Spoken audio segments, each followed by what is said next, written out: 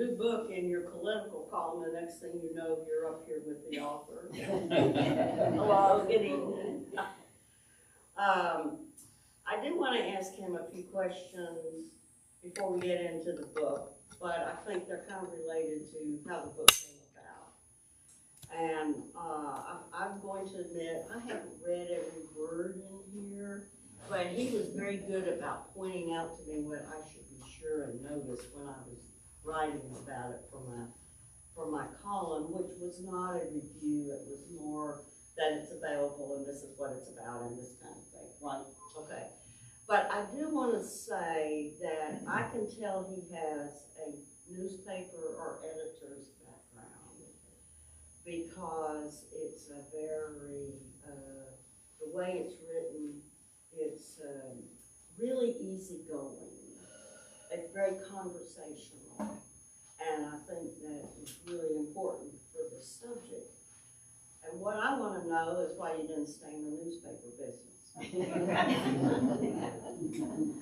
Well, Georgiana, let me first say how honored I am that you're here tonight and willing to do this. And we were talking before we started and noted that both of us have been away from the podium for about 7 years. So this is a coming out party for both of us. We're both on each other. And if we appear to be a little bit uneasy, it's because we're out of practice.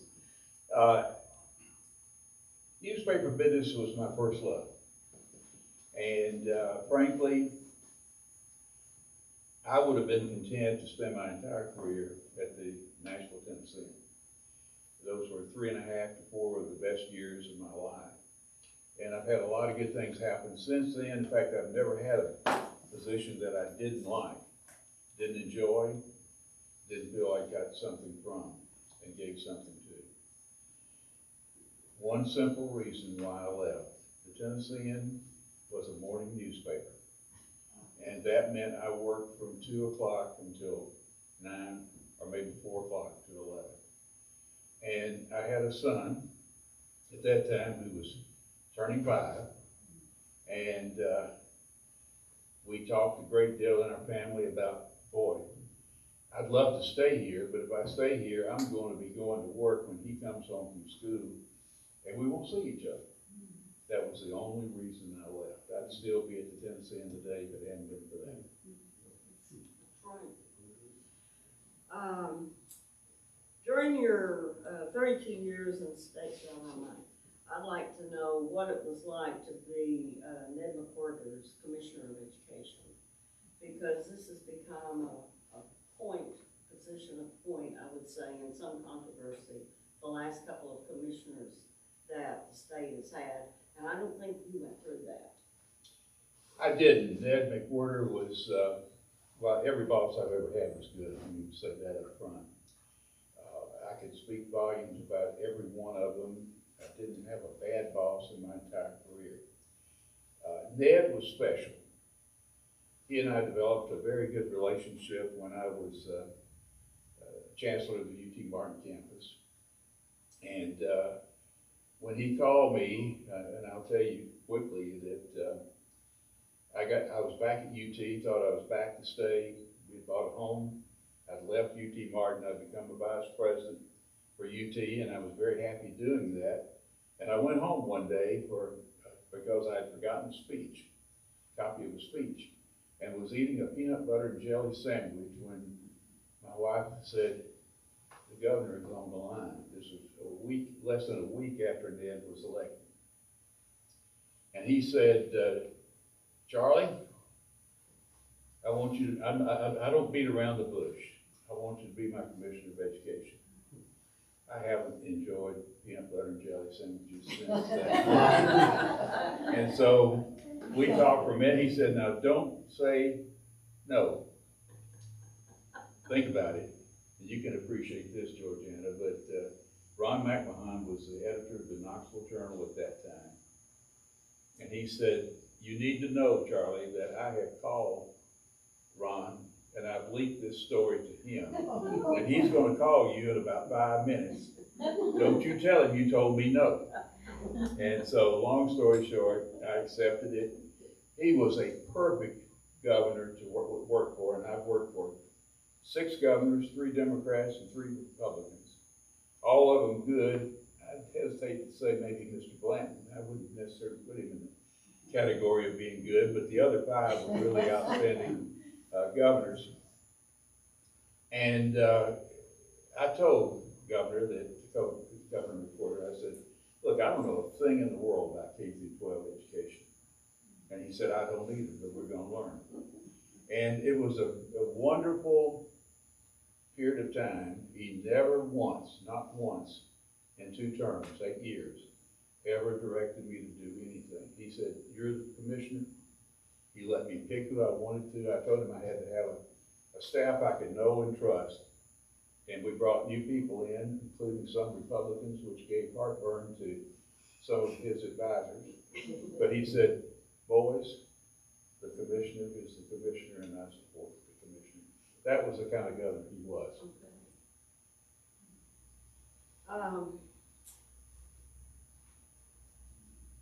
I, as part of this book, the Report Card Nation, Lamar Alexander also had a role in the formation of the agency that was formed. I guess it's the National Assessment Governing Board. Yes. Did I have that right? That is correct. So I'd like you to talk about his role and if there was something when he was governor, but when he was U.S. Senator, because it leads to, in many ways, what this is all about. And then I think you should just go from there about the book. No. Well, let me say that Lamar and I have had an interesting back and forth over the years. We met when he was 28 and I was 29, back in 1970, and he was Winfield Dunn's campaign manager, and I was the opponent, John J. Hooker's press secretary. So we were on opposite sides, but we really built a good relationship there. It continued until he became governor in the late 70s. And he asked and supported me in becoming chancellor of the University of Tennessee at Martin. In fact, gave me a call at the airport. So we've been on both sides of the coin, but we've always been friendly to one another. And then in the, as the clock moved on, not to make it years mixed up, but when Ed Bowling retired, he and I both were mentioned as possibilities for president. He got it. And then when about 6 years later, he asked me to, let's see, at that time, that would go on the Commissioner of Education job. He called me twice and said, I hope you'll take it. So I had his full support. And he was my governor for 8 years of my chancellorship. I actually was chancellor and also a vice president. And so for 16 years, Tennessee had seamless government, one Republican, one Democrat, Lamar and Ned. And I worked well with both. And then when I retired, I thought I was retired. And I was on the beach in Miami a month after retiring. I get a phone call from a guy named Mark Busey. The name may be familiar to some of you. He was president of the Southern Regional Education Board. And he said, I want you to come to Washington. And I said, you don't understand, I'm retired. He said, you won't be long. And so, again, a long story short, well, there was one other element I need to mention in regard to that. I said, Mark, you and I have been friends a long time. You know government as well as anybody I've ever known. What in the world would be the chances that a Republican president would select some guy from Tennessee, home of Al Gore, and a guy who actually supported Al Gore in some speeches across the state, like Ned McWhorter asked me to do. And so he said, well, it will probably cause a little bit of heartburn, but we are an independent board, We obviously wouldn't go with somebody that the president and the secretary didn't want. But come talk to us. I went, I liked it, decided to go. And then got an interesting, and this relates to the point I want to make about the point of the book. I went to accept it, I guess, on mid-October, well, no, it was the last, about this time, as a matter of fact. It was September the 29th, I said yes. On October 1, I learned that Mark Music had been replaced as the chairman of the board by a fellow from Texas who was a close friend of George Bush. And I thought, well, this could be interesting. This may be the heartburn he's talking about. And so I thought, well, this may have been a mistake. Well, it turned out beautiful because I got invited to a board meeting and before I took office. And I was introduced by the chairman, who was a Republican, who became like a father to me. And at lunch that day, a lady named Jane Ann Bryant, I knew the name. She was the political operative for George Bush, who had been placed in the education department. And she introduced herself, and I said, yes, I think I know who you are. And she said, I want to welcome you to your new position. And I said, well, I appreciate that. I hope that I can live up to expectations. And she said, well, I'll have to tell you, your appointment caused us a little bit of heartburn. Oh. But we checked with Lamar, and he said, big thumbs up. We checked with Don Sundquist, and he said, this guy can work with both sides of the aisle. Okay. And then Bill Frist was the other senator, and he said, I support him. So she said, welcome. And it turned out in 6 years, and I write about it in the book, we never had any political interference. There was never, I wouldn't have known whether anybody was a Republican or a Democrat. And one of the things that really made me feel good about in that position was that we had an unusual circumstance. If you could imagine this, Ted Kennedy and Lamar Alexander, one Democrat, one Republican, were our protectors. And they worked together very, very closely. That was on the education committee? No, this is actually when I became the executive director. I see. For 6 years, we didn't have any political interference. We had a couple of times where some low-level people wanted us to do things that weren't proper. We made phone calls to Kennedy and to Lamar. By the time the sun set, it was gone. We never heard from the people again. Was there anything else you wanted to ask me about Lamar? No, I didn't But think it's been an interesting no, I thought relationship. you should that we should talk about him because I knew that he had been involved and I didn't know all the ways. And I thought that also, did you appear before him when he was chairman didn't he Yeah. chair the education committee? I- And wasn't Kennedy on that committee also at that time? In So fact, that's why I wondered. I've got an entire chapter about that. It was really kind of a heady experience to have those two gentlemen chairing a meeting in the Senate chambers. And I was there with David McCullough, the famous historian, who was talking about history. And there's a picture of them in the book. He's sitting behind McCullough. But that was a memorable day, and I got a whole chapter devoted to that in the book. Now, I think you should talk about why you wrote this book. And we were sitting here talking about it earlier, and I just get started on it.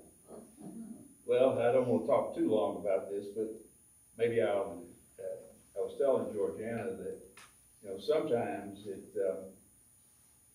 is better if you can use the words of somebody else rather than make it sound like you're bragging about something, and that's true in this case. There are really 4 reasons why I chose these 6 years as the topic of the book. And the reason I narrowed it down is because I did a book in 2018, which is autobiographical. And I took it to Vanderbilt Press because Kill Hunt, a friend, suggested I do so. And the guy was very friendly. He said, I'll read your book. 2 weeks later he called, said, I've read your book. Come in, let's talk. And I went in, and I didn't know what to expect. And the guy said, let me tell you something, Mr. Smith. He said, I like your book. But he said, the simple truth is that unless your name is George Washington or Abraham Lincoln, it's not going to sell. And it's not a book that Vanderbilt would be interested in. Now, he said, having said that, don't let me discourage you, because he said, you've got a lot of nuggets here. And my advice, you ought to publish this book, but then your next book, you take one period of your life and dig deep and make it the focus of the book. And so I took that to heart and ended up with UT Press. Fortunately, UT Press was kind enough to give it a good review, and it's a long process, it's about 5 years of getting a book like this published. But I chose this topic. I mean, I could have picked the commissionership. That would have been a delight to write about Ned McWhorter. But this one had some qualities, this experience, that convinced me I should go this way. And about 4 things I mentioned. I'm going to read something here because it's said better by these people than it would be by me. Why they did. Okay. Yeah, good point, Georgiana. That what you typically, as many of you may know, go through when you publish a book is the publisher will go to external reviewers, critics who will take a good look at it, and then they make a recommendation. And if they recommend, we don't recommend publication, your book's dead. And so the 2 people, and there may have been others, but the 2 I'm going to reference made some comments that were really crucial. And I don't know if the name Chester Finn means anything to anybody in the room, but he is arguably one of the most well-respected education researchers in the country. He's retired now. He's president emeritus of the Thomas Forum Institute in Washington. And when I saw his name, I thought, oh boy, this is not the best draw, because Chester is really a tough critic. And I thought, wow, he's not one I would have suggested, but I didn't have any role in it. So I picked it up and I started out reading. The first line said, recommend publication. And I breathed a sigh of relief, but then he went on, and this kind of said what I'd been saying to myself, but this kind of certified it. He said, it's an accurate, well-written account of a little-known chapter in American education history, focusing on major changes in the nation's report card that took place in the first decade of this century. Although much has been written about No Child Left Behind, surprisingly little has been written about NAEP, or the nation's report card, its history, its functioning, its governance, its challenges. So this book is a useful contribution, not least because it illuminates the nation's report card's key role in the design and implementation of NCLB, No Child Left Behind, which intersection few have written about. Well, that was an important statement to me, and it really, I thought, well, he said it better than I ever thought it.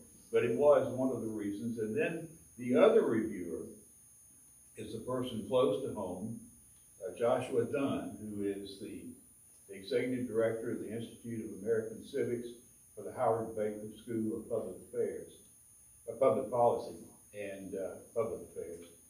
And here's what he wrote. And he makes a point that I didn't really reach this far, but the fact he did made me feel more comfortable with this selection. He said No Child Left Behind was a monumental piece of legislation that eventually foundered under its own ambitions and had to be modified, initially with legally dubious waivers from the Secretary of Education, and then ultimately with new legislation. Hence, the increased prominence of the nation's report card. This is the key sentence. Hence, the increased prominence of the nation's report card could well go down as President Bush's most lasting education achievement. This manuscript explains how Smith and others raised the profile of the nation's report card under the auspices of the No Child Left Behind Act. So those were two external reviewers who made comments that really substantiated, I think, my own view about why this was probably the right topic to pick. But then there were two other reasons. I doubt I'd find too much opposition to this statement that it's a rare government agency initiative that actually works. And this is one that did. And that's not being critical of anybody or anything, but when you look at the reality of government, you have change, elections change. I worked for 6 governors, as I said, and every one of those governors had a different agenda. And when one comes and the other goes, then you move with it. This report card has been in existence now for more than a half century. The board has been in place since 1979, and it hasn't changed, and even with what's happening in Washington today, the report card is still functioning. And you might say, well, what about the Department of Education? Fortunately, and Lamar was involved with this, in developing the governance system, they made this board I serve independent of the Education Department. And that was a key move that was made. And it still, a report came out this last month. And then the final thing, this is the 4th reason why I selected this topic. If you remember the days of people like Ronald Reagan and Tip O'Neill, they would fight all day. And then when the sun set, they'd go out to a bar somewhere and be friends for the next several hours. That doesn't happen anymore. And even when I was there, and that was 2003 to 2009, the only example that I saw of that kind of crossing the line is what I mentioned a few minutes ago, Ted Kennedy and Lamar Alexander. And they proved, I think, and you know, Ted died, Lamar's retired. They're gone. I don't know exactly what may be there now, but I don't know of any example where that kind of thing, crossing the aisle, is taking place. Gil Hunt's written a wonderful book about that, incidentally, that whole topic. So let me stop at that point and see what you'd like. Well, does anybody have any questions as a follow to this, asking yourself? The thing that comes to mind, You want to speak up? Oh, the thing that comes to mind is, I remember all the things that you were involved in all during that period, and this ability for people to work together and not worry about party, it seems to have evaporated. So it's almost like you've seen it work, and what's the prescription? And I know there's no easy answer to that, but that's the thing that immediately comes to mind is, oh my goodness, I remember things like this. I remember what happened at the university when I was watching so closely, even as a kid. But what's the prescription? And that's the eternal question. How do we get some of it back? And who can get it back? And I don't know that there is an answer. Well, it's a great question. And as you suggest, there's not an easy answer to that. Let me give you 2 answers. One, more general, the other very specific. The question of how do you take, I mean, you've seen study commissions and committees and all kinds of things put forth by government. But then when you look at the reality, very few things coming out of those kind of structures ever make it to the light of day. That's not the case here. It is well documented that a lot of things came out of this, out of the report card over the years. And so the reason for that is that that 22, I think there were 22 members, and Lamar was chair, and a fellow named James was the co-chair. And they had a concept of developing a very strong grassroots governance structure. And I won't bore you with a lot of the details of it, but I think it's relevant to your question. What was at play there was this board. I've worked for, I don't know how many boards. I've either been on boards or I've worked for boards, maybe 20 over the last 50 years. And this was unlike any board I ever worked for. And the reason it was different is because it had what some people call a Noah's Ark blend to it. There were two of everything. You had two governors, one Republican, one Democrat. You had two commissioners of education, one Democrat, one Republican. You had one senator, state senator, one state legislator. You had teachers, classroom teachers, one high school, one middle school, one lower school. You had parents. Who came up with this concept? Lamar and his committee. Okay. And so every one of them had an equal vote. I mean, you had a governor sitting next to a classroom teacher, and there was one vote in each house.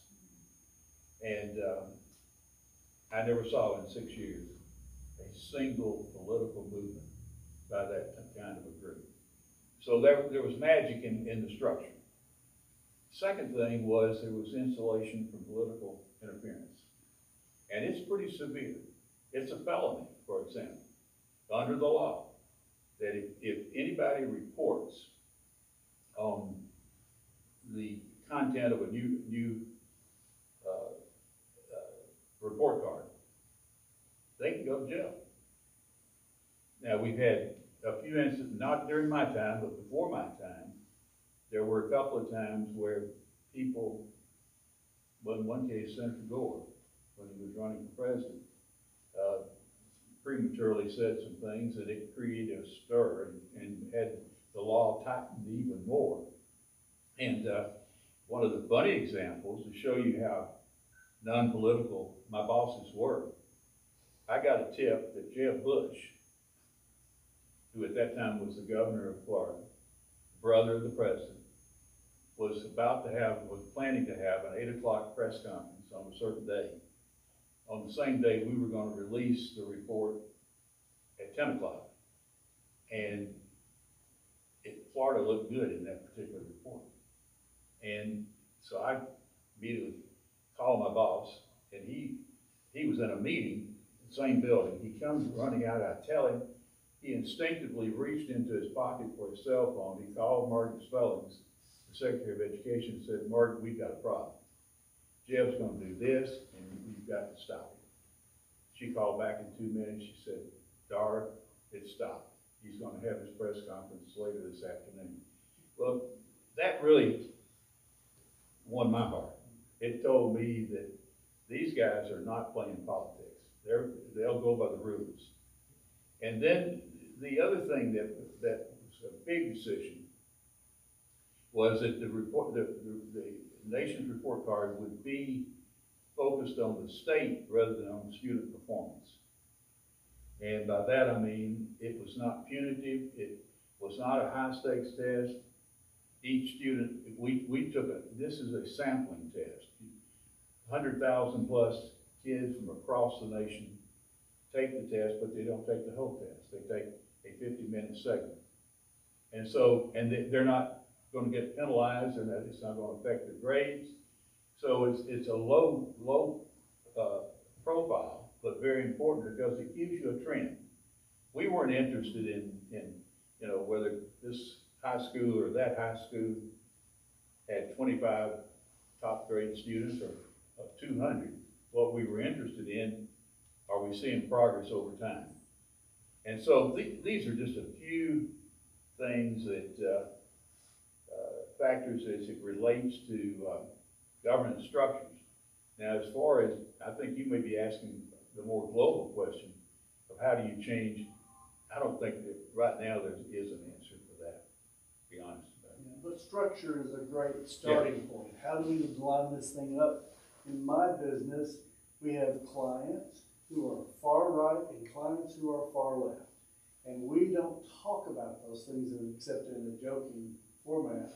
We talk about the task at hand, and that's what you really are saying. You're talking about educating the students in this country.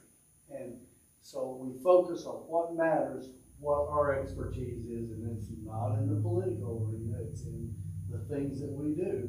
And that is a solution. It's the structure, disregards or avoids or something, all of those very divisive issues. Well, and to support your point, when we left office in 2009, and the new administration came to town, there was pressure at that time to get the states shaped up. Because what had happened is our assessment showed that the kids were not doing as well globally. Again, we weren't looking at individual students as the state assessments were. And so the standards were different. So we became the truth teller in a sense, because we didn't have skin in the game. And Tennessee was a beautiful example of that. And a credit to Governor Bredesen and to Governor Haslam, who followed him. One Democrat, one Republican. What they did, I was asked in 2005 to come to East Tennessee State University and speak to some kind of a forum. I don't remember what it was. And the subject was the performance on science assessments. And Tennessee was showing 88% of the students were proficient. Our assessment, same year, showed 28%. And after it was over with, the chairman of the state board and the executive director, who were in the audience, came running up to me and they said, "Commissioner, we need to talk." Long story short, Governor Bredesen got concerned, got interested. He went to Washington to the Governors Association. He said, "Tell me everything I need to know about this thing called NAEP, Nation Report Card." And he changed the standards. And I got an urgent call from Drew Kim, who was his executive assistant, one day when we were having a board meeting in Nashville. And he said, "Can we meet?" And so an hour later, we were meeting at Vanderbilt, whatever that hotel is at the Vanderbilt campus. And he said, "I've got to have some help. We're going to announce tomorrow that we're going to adopt your standards. And we're going to have to tell business leaders, get ready, because it's going to look like we're falling off the cliff. Because the first year we give the test, it's going to show a drop." Well, they did the right thing, because for 10 years, maybe 12, Tennessee was the leader in the nation in gain scores on NAEP. And the standards, it was because they raised the standard. Now, how do you do that in a political environment where you don't even talk to one another? It's anybody's guess. The structure and the way to do it is there. The will to do it's not. Any other questions? I do. What's your thoughts on school vouchers? Good, bad, or indifferent? Well, the school voucher thing's been around for a long time. And, Did it have a different, I'm sorry? did it have a different name? It's changed names along the way. It used to be, I can't remember what it was when I was commissioner, but my feeling about vouchers is that you've got to be very careful how you do it. Because let's take the example of, if you give $7,000 to anybody who wants to transfer to a private school, and you say you're going to do it to help the poor kid, there's a big problem inherent in that. And that is that the poor kid will take the 7, that'll help. Where's he gonna get the other 14 or 15? And government, it gets back to your question, the government hasn't really addressed that gap very well. But it's a very good political thing. It sounds good. And I believe in the public system, and I have some real questions about vouchers. Any other questions about what he's talked about regarding his book, in particular, that has struck you as we've talked? I'd like to ask you if you have some favorite lines in your book you want to share with us. Favorite lines? You know, as something that you particularly like that you've written, maybe your thoughts in the book. Let me do a couple of things if I could. This is not exactly reading about, I'll get to the reading part, but there is You don't one. have to. One of the things that, again, Pat, I'm going back to I've got your thoughts on my mind, and it relates to what I'm going to do here in just a second. But I make the point in the book that George Bush came into office wanting to be the education president. There's absolutely no doubt about that, because he had overseen during his years as governor an education reform effort that, by all measurements, had been very, very successful. It was called the Texas Miracle. And so he came to Washington wanting to replicate that, and he was very, I honestly believe he was sincere about that. And then, as we all know, in between the time he supported and passed the legislation and before it became law, something called 9/11 happened. And when 9/11 happened, he became, by de facto, a crisis president, not an education president.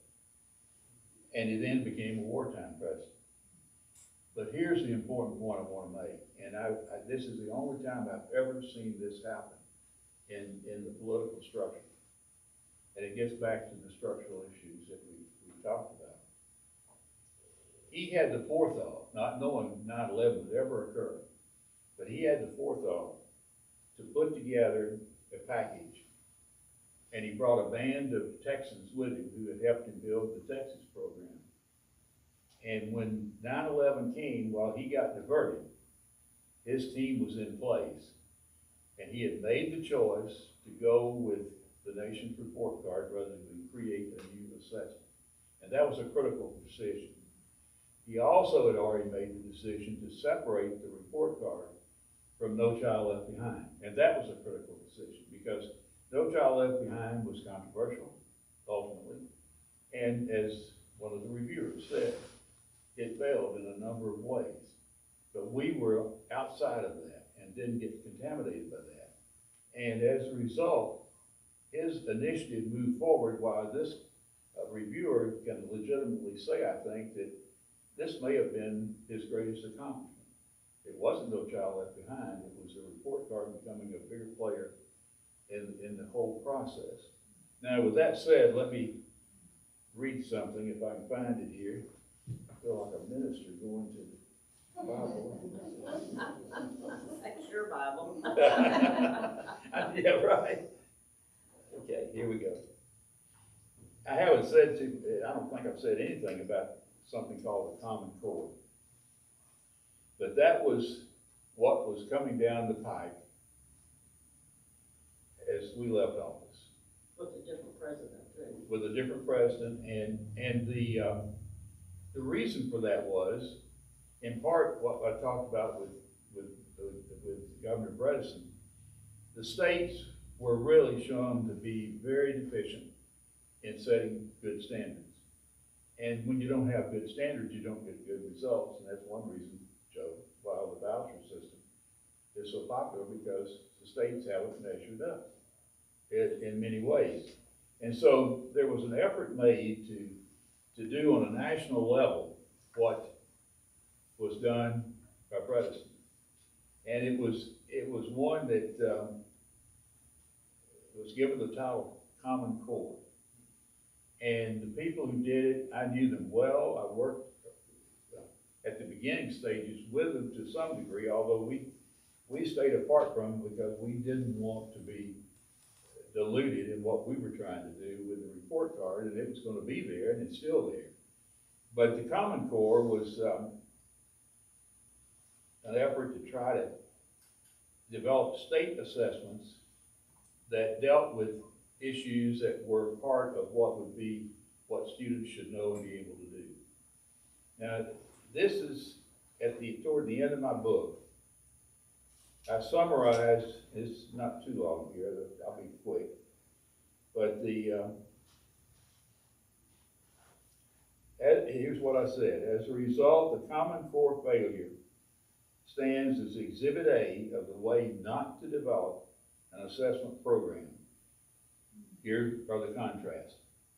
The nation's report card has an operational structure with checks and balances to ensure the quality and integrity of the assessment. The Common Core never did.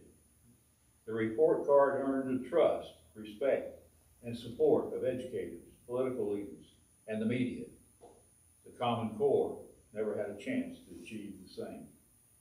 The report card has a carefully designed governing board, which I mentioned earlier, with broad grassroots representation. The Common Core governance fragmented early in the developmental process and lost its sense of direction. The report card has consistently been insulated from political interference. The Common Core became a political football. The report card remained true to its original purpose to measure educational progress over time with the intent to identify strengths and weaknesses in our nation's schools. The Common Core became a tool to be used punitively in teacher and student evaluation. Bottom line, the bankers of the Common Core failed to heed the lessons of the nation's report card. And you'd almost have to go back, and there's a whole chapter on the Common Core before that. And the people who tried it initially were good people. They got overrun by the political people. They got overrun by the testing companies. They got overrun by greed, any number of you name it.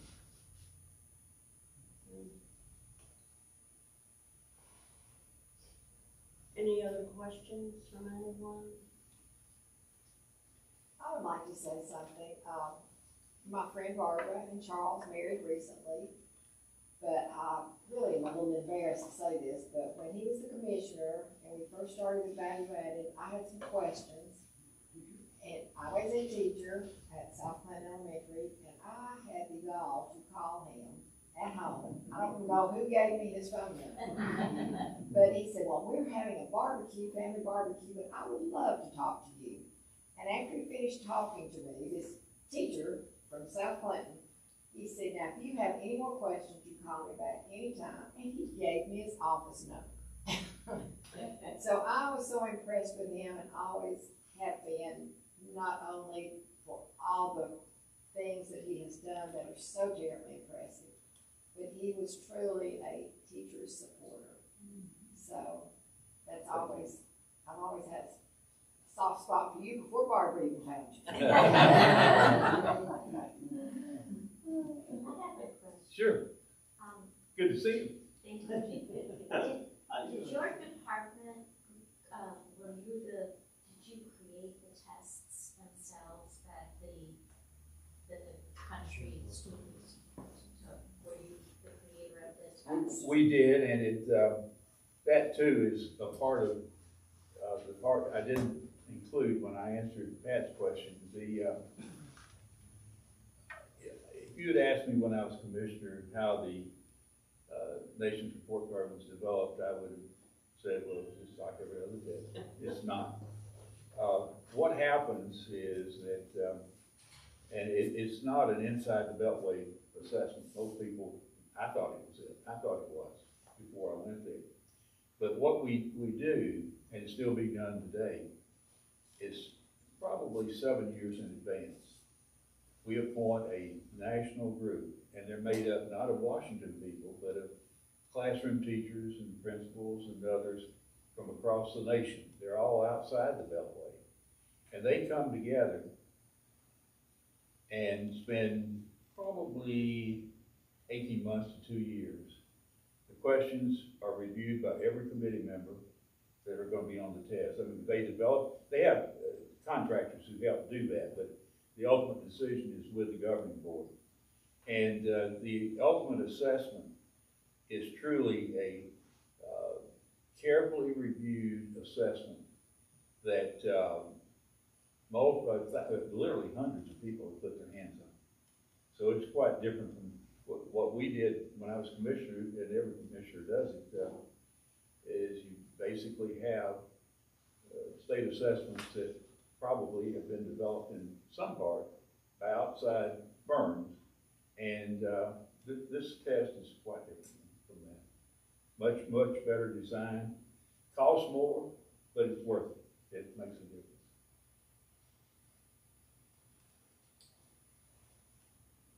I think we need to wind this up with the time that's scheduled, but what I'd like to know is if there's something else about your book or the topic of education that you'd like to speak to before you sign my book and others. Well, one quick thing I'd say, I saw a note I made of myself that we did something. This was one of many things that we did that I don't think government does very well or very often. And that is, we tried to spend a lot of time being creative in how we reach out to the people at the grassroots level. Because most of the time, I've found that it's pretty stuffy in government. You sit in the Capitol and you talk to each other, and you don't really get the feel for the real people. And one of the things I learned from the government quarter was that it paid to go out and meet with people. And when I was commissioner, I went into every one of our 139 school districts and spent a full day. It took me 1.5 years to do it. And I didn't do it every day, but it was really worthwhile to do that. So let me give you an example of some things we did. I'll mention just 4. We took our board on the road. Historically, during its short existence, all the meetings were in Washington.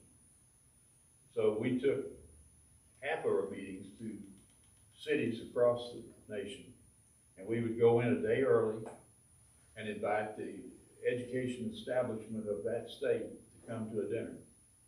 And we would spend 3 hours to 4 hours with them. And you had the top level people from all across the state who would come in, and then we would have our board meeting the next day. So we got a lot of exposure with people who had never heard of us before. One other thing is we spent a lot of time with focus groups, with companies that were expert in promotion, in trying to determine how do you get the message of the results to the people in a way they can use them. Because historically, the report that was issued as a report card was about this thick. And the only people who saw it were about a dozen academic researchers at the national level. Nobody could read it, nobody could understand it. I'd never seen it. I've been commissioner 8 years and I'd never seen it. And so we, through the focus groups and the guidance from PR firms and others, we narrowed that report down to where it was what my boss called the barbershop report. It was a report you could take into a barbershop and the people could read it and understand it. It was about this thick. And then we had something called, you'll enjoy this, I'm sure, Georgiana, you may not even believe it. But we had basic training sessions for the national reporters. That's a good idea. And every time we released the report without exception during my 6 years and beyond, it was front page news in all the national newspapers.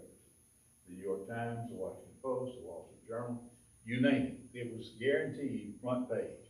The reporters were excellent. And there was a guy named Sam Dillon, I'll never forget him. We became good friends. He was the senior education writer for the New York Times. And I talked to him first. I said, what would you think if we put together a basic training session for those of you who cover NAEP and Nation's Report Card? He didn't say anything for a second. I thought, well, he's gonna think I'm crazy. And then he said, that might not be a bad idea. I said, would you come? Yeah, he did. He and every one of the top reporters, and there were about 10 of them who were regulars, they came and spent a day 2 times where we got down to the nitty gritty of explaining to them what the numbers meant.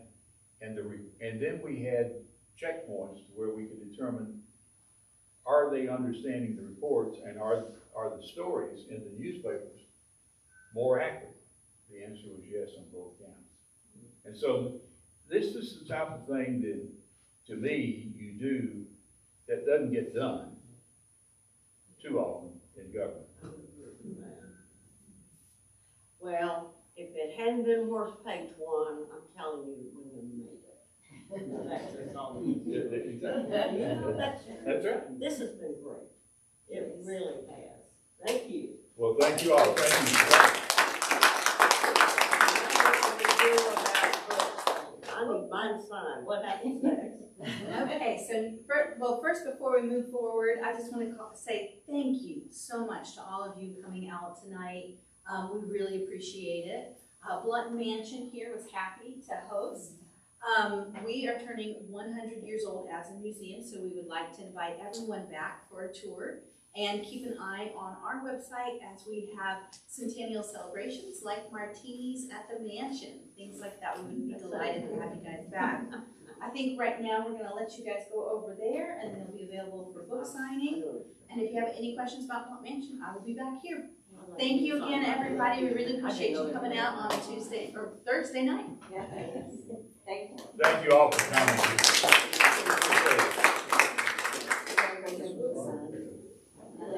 Yes. Hi, Patricia, how are you? I'm beautiful. How are you?